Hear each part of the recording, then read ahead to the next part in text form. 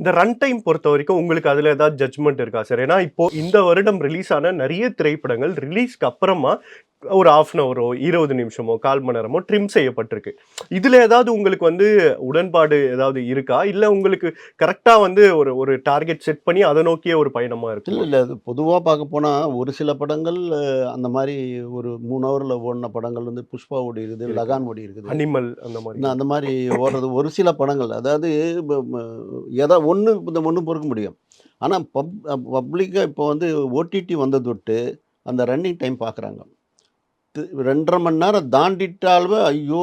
நம்ப போறதுக்கு ஒரு 3/4 மணி நேரம், வரத்துக்கு ஒரு 3/4 மணி நேரம், தியேட்டர்ல ஒரு 1/2 மணி நேரம், படம் ஒரு 3 மணி நேரம் அப்படின்னு கணக்கு போடும்போது, நாங்க ஓடிடிலயே பார்த்துக்கணும் பல பேர் என்கிட்ட சொல்லியிருக்காங்க.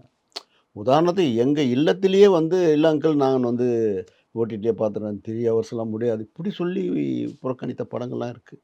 அதனால வந்து இது வந்து அ அ கதைக்கு தேவைன்னும்போது அது குடுத்து தான் ஆவணும். புரியுது, புரியுது. அது ஜனங்கள உட்கார வைக்கிறது நம்ம கையில தான் இருக்குது. வேற ஒண்ணுமே கிடையாது.